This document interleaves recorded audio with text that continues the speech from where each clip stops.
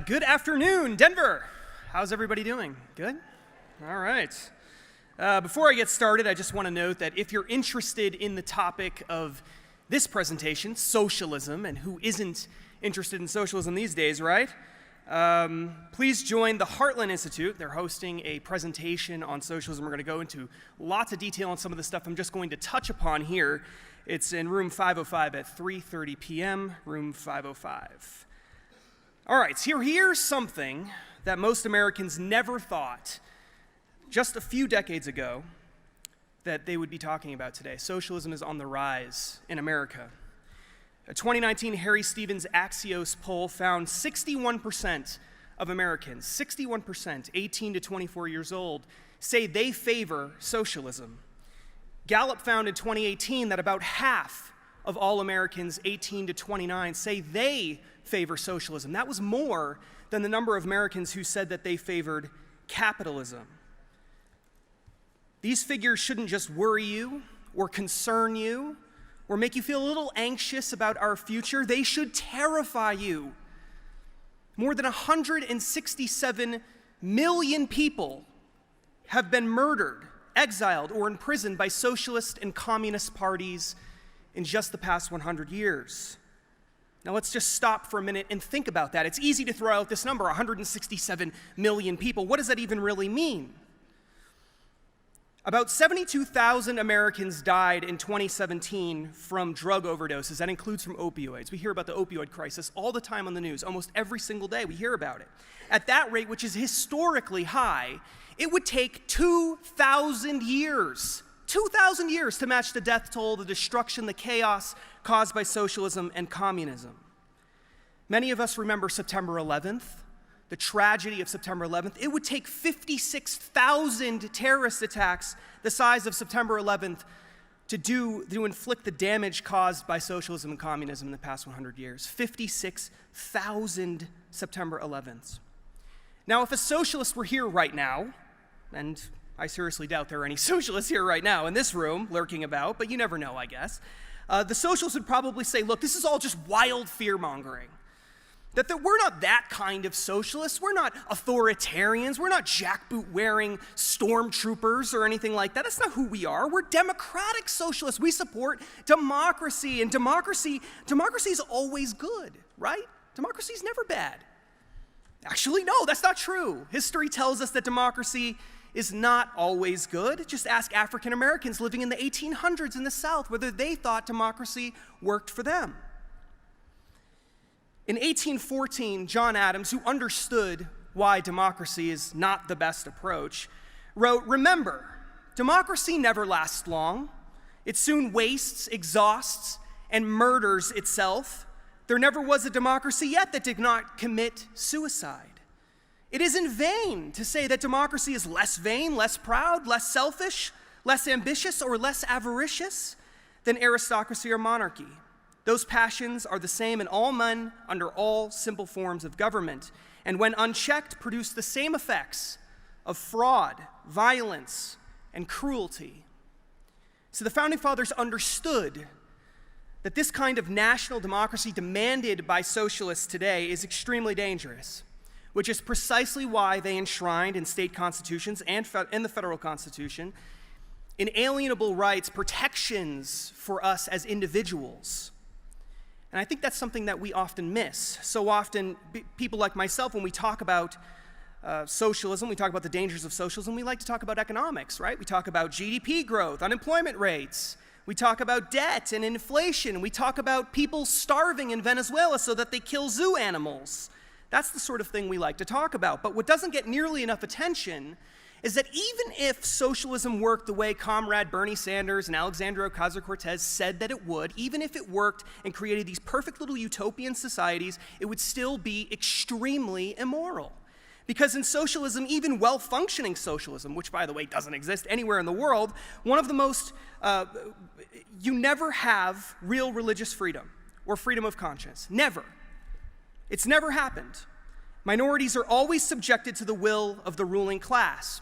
So, for example, in a democratic socialist society, one that has, say, single-payer health care, which every Democratic Party presidential candidate right now is calling for, If they were to decide that they want abortion or contraception or free birth control pills or physician-assisted suicide or any number of other things, everyone has to pay for it. Everyone, even those people who believe it's against their religious and moral beliefs.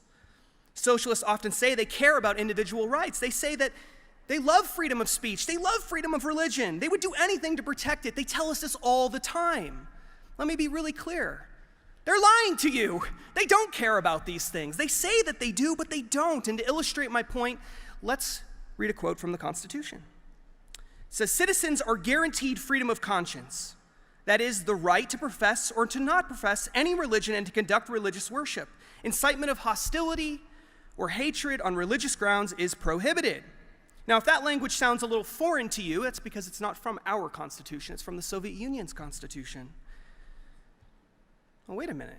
I thought that the Soviet Union hated religious liberty. We know that the Soviets were some of the most heinous violators of human rights that the world has ever known. How could they have had a constitution that protects individual rights? How is that possible? Well, as any good lawyer will tell you, the devil's in the details. The Soviet Union did protect citizens for all sorts of personal liberties. At least they promised that they would. The Constitution enshrined those rights. But in another section of the Soviet Constitution, it reads this: "Enjoyment by citizens of their rights and freedoms must not be to the detriments of the interests of society or the state." See, the Soviets, like the democratic socialists of today, they promised individual rights, but only if it didn't get in the way of what was considered to be for the good of the state. And who decides that? The state. It's a pretty good setup. In socialism, whether it's the socialism of Bernie Sanders or the socialism of the Soviet Union, you only matter in the sense that you belong to the collective. You see, you as an individual, you don't matter. You exist to serve the community, not your church, not your family, and sure as heck not yourself. You as an individual, you don't matter, and your religion doesn't matter, because in socialism, collectivism is your religion, and government is your God. I can't think of anything more blasphemous than that, and yet that is a core, foundational principle of every socialist system that has ever existed. So as I hope you realize by now, socialism isn't just bad, it isn't just ineffective, it isn't just broken, harmful, economically destructive, foolish. Socialism is evil, it's immoral, it's wrong.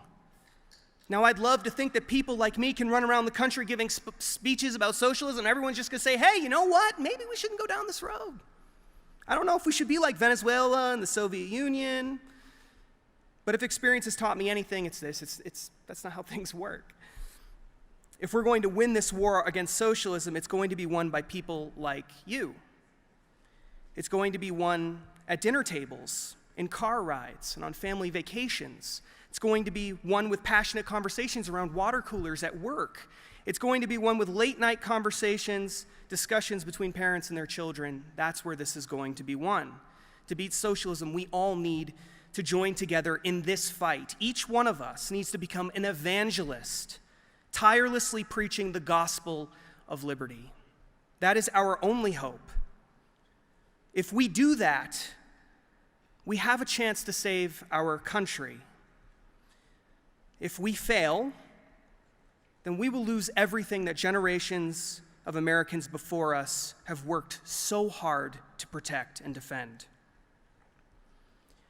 Well, one day after the Constitution was signed in the 18th century by members of Congress, a Mrs. Powell of Philadelphia asked Benjamin Franklin, "Well, doctor, what have we got, a republic or a monarchy?" To which he famously replied, "A republic, if you can keep it." And since that time, one generation after the next has chosen to keep our republic and to preserve individual liberty. And now it's our generation's turn to decide. It's up to us. Will we keep our republic by standing together in favor of religious liberty and other personal freedoms, or will we allow our nation to perish at the hands of socialists? This will be this generation's defining question. Let's make sure America provides the right answer. Thank you. God bless our republic.